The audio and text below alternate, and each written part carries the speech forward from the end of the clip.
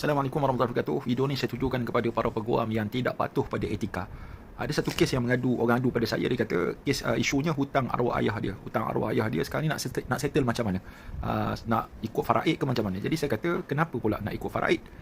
Dia pun sebut bahawa asalnya duit yang dapat kepada kami ni sebelum tu peguam bagi cadangan. Yang pertama dia kata saya serahkan dan settlekan hutang baru faraid. Ataupun yang kedua, faraid dulu dah dapat, settlekan hutang. Apa yang salah kepada peguam ni? Sebab dia bagi dua pilihan. Sepatutnya dia kena ada satu pilihan saja. Iaitu apa dia? Settlekan hutang arwah dulu, baki baru faraid kepada waris. Dah sekarang, waris terima nombor dua, cadangan dia itu ambil duit dulu, kemudian baru bayar hutang, akhirnya tak bayar hutang. Jadi apa terjadi? Allah SWT, peguam juga akan bertanggungjawab. Jadi para peguam sekalian, bukan semualah yang mungkin yang tersalah dalam perkara ni, nak mudah kerja, kita buat perkara yang tidak mematuhi prosedur standard dalam bab pengurusan pusaka, maka anda telah melakukan jenayah sebenarnya. Sebab menyebabkan, nombor satu, hutang orang tak bayar. Yang kedua, kamu telah menzalimi orang yang mati tersebut. Kesian kat dia.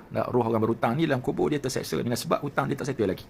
Jadi peguam, hati-hatilah kita buat perkara dengan jujur, jangan main-main bawah, sebab dia melibatkan hukum dunia akhirat nanti. Assalamualaikum warahmatullahi wabarakatuh.